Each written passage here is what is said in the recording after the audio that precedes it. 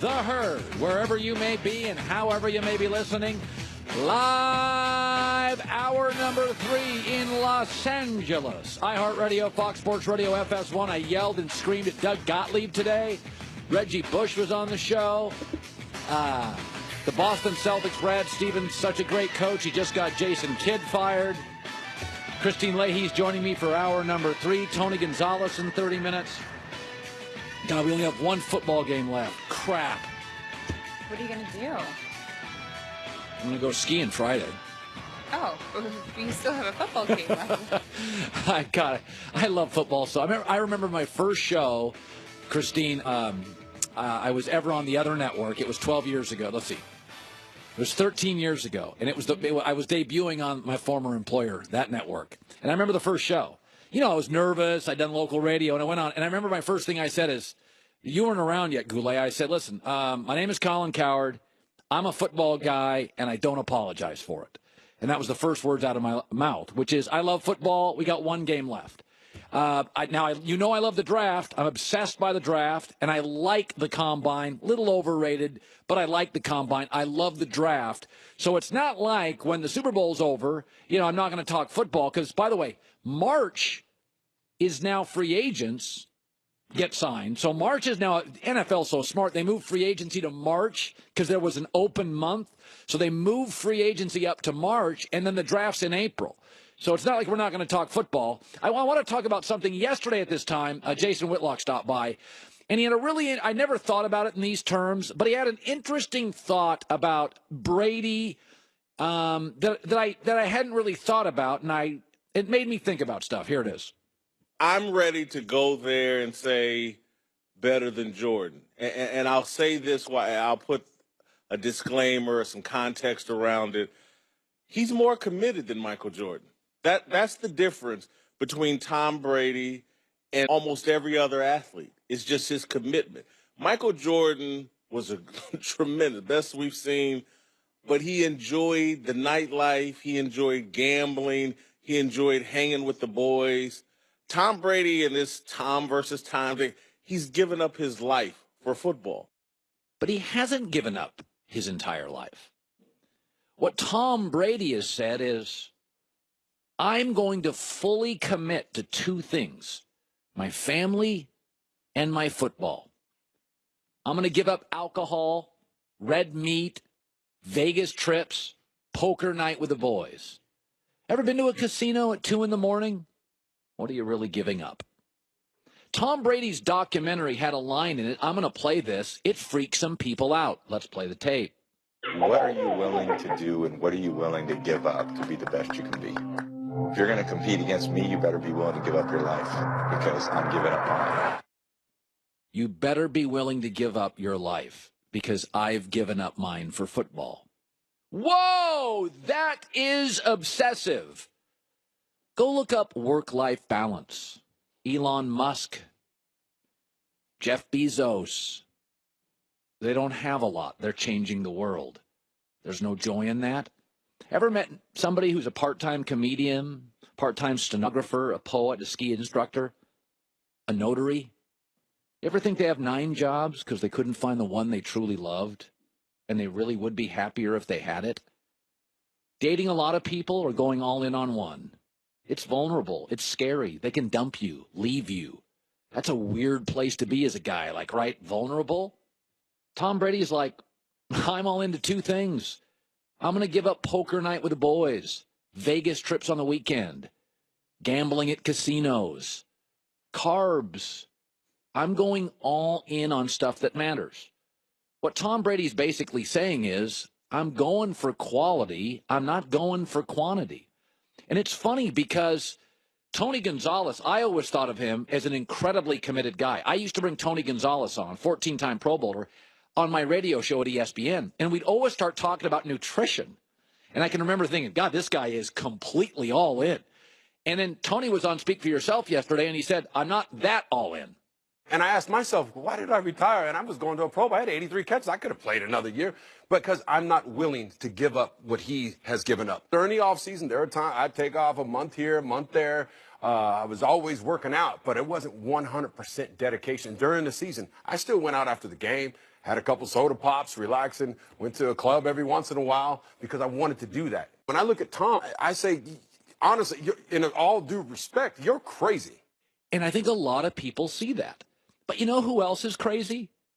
Kobe Bryant and Peyton Manning and Elon Musk and Jeff Bezos and the late Steve Jobs. Yeah, they're a little crazy. They're not wired like everybody else. That's why they create things that we use and talk into and drive. Is that not everybody is radical because they love something deeply. And when you look up work-life balance, it never shows up in happiness, giving to charity, loving people, meaningful aspirations, meaningful relationships with your wife, with your kids, with your job. I don't see Tom Brady as obsessive. I see him going a mile deep on two things that can really change the world: his love for football and his love for his family. I don't think I've ever liked him more after hearing him say that. I'm giving up my life for football. He'll be in the Super Bowl again, facing a team full of mostly guys who haven't. All right, so I'm looking at something that happened yesterday. This is an interesting thing. So yesterday, I've told you before, I am pro-conflict. I don't think you should let things fester. It doesn't matter if you're talking about your work. It doesn't matter if you're talking about your kids or whatever. Don't let stuff fester. Like, let's get it out. Let's argue. Let's scream at each other. Hurt feelings for an hour. But just, like, get stuff to the surface. And so yesterday, apparently the Cleveland Cavaliers, in their practice facility yesterday, had this really loud shouting meeting, and the players think Kevin Love's not being honest with them, and he missed a game, and he missed a practice, and he said he was sick, and the players didn't buy into it, and they were yelling and screaming, and then Kevin Love said, "This is why I missed the game, and this is why I missed practice." But here's what's funny about this situation. Everybody is looking at Cleveland and LeBron, and they're going, "Wow, this is a crisis."